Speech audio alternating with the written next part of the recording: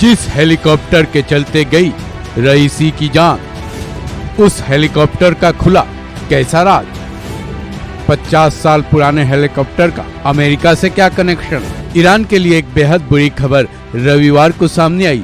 Iran के राष्ट्रपति इब्राहिम रईसी की जान हेलीकॉप्टर क्रैश होने की वजह से चली गई, जिसके बाद अब इस मामले में रईसी के हेलीकॉप्टर और अमेरिका पर सवाल खड़े किए जा रहे हैं। साथ ही ये भी दावा किया जा रहा है कि जिस हेलीकॉप्टर की वजह से ईरान के राष्ट्रपति रईसी की जान चली गई, उस हेलीकॉप्टर को लेकर एक बड़ा राज खुला है, क्योंकि किसी भी देश के राष्ट्रपति के सामने कोई मजबूरी थी या कुछ और वजह कि वो 50 साल पुराने हेलीकॉप्टर से उड़ान भरते थे।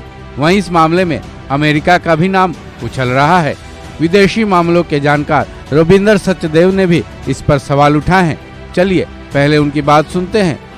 डेफिनेटली देखिए, राष्ट्रपति का चॉपर होगा तो उसकी मेंटेनेंस और हर चीज उसकी टॉप क्लास होती है। परंतु एक बात है, ये जो हेलीकॉप्टर था ये अमेरिकी ओरिजिन का था, तो पुराना हेलीकॉप्टर था। और याद रखिए, ईरान सैंक्शंस में है अमेरिका द्वारा बड़े लंबे समय से। तो इसमें प्रश्न ये भी उठता है कि जो इनकी मेंटेनेंस या स्पेयर पार्ट्स होते हैं, उनकी अनअवेलेबिलिटी के कारण ईरान के एयरफोर्स के एयरक्राफ्ट या हेलीकॉप्टर्स की मेंटेनेंस पूरी उस हिसाब से शायद नहीं हो सकती जितनी होनी चाहिए।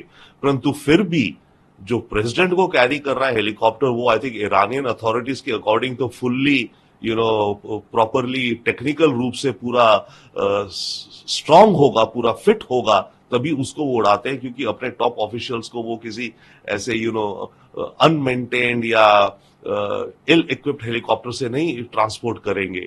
तो जहां तक ईरानियन अथॉरिटीज की बात है, उनके हिसाब से तो हेलीकॉप्टर पूरी तरह से फिट होगा, एयरवर्दी होगा। परंतु हाँ, ये क्वेश्चन आ रहा है कि इतना पुराना हेलीकॉप्टर था और अमेरिकी सैंक्शंस हैं, तो उसके चलते क्या इस हेलीकॉप्टर की मेंटेनेंस में कुछ कमी रह गई थी, जिसके चलते ये क्रैश हुआ। अब जानते हैं ईरानी प्रेसिडेंट रईसी के हेलीकॉप्टर के बारे में। वियतनाम युद्ध के वक्त यह हेलीकॉप्टर 1970 के दशक में बना था। बेल 212 हेलीकॉप्टर को एक अमेरिकी कंपनी ने बनाया था। इसका नाम बेल टेक्सट्रॉन इंक था। इस हेलीकॉप्टर ने अपनी पहली उड़ान 1968 में भरी थी। इसकी पहचान एयरफोर्स के कई मिशन और नेताओं की तरफ से किए गए इस्तेमाल की वजह से रही। सवाल ये है कि अमेरिका का इस मामले में नाम क्यों आ रहा है। दरअसल ईरान के पास तो कई सारे हेलीकॉप्टर्स हैं। वहीं बात जब राष्ट्रपति की हो तो उनके लिए किसी भी हेलीकॉप्टर से उड़ान भरना आसान है।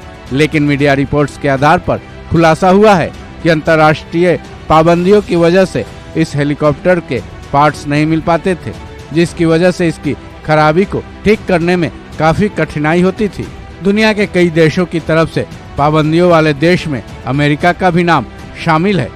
मीडिया रिपोर्ट्स में ये भी कहा जा रहा है कि अगर ईरान पर अमेरिका समेत कई देशों की पाबंदियां नहीं होती तो शायद ईरानी प्रेसिडेंट रईसी की 50 साल पुराने हेलीकॉप्टर पर चलने की मजबूरी नहीं होती। बहरहाल इस बात का खुलासा अभी भी नहीं हुआ है कि आखिर ईरानी प्रेसिडेंट रईसी का हेलीकॉप्टर क्रैश कैसे हुआ। इस खबर में बस इतना ही। बाकी अपडेट्स के लिए जुड़े रहें वन इंडिया हिंदी के साथ।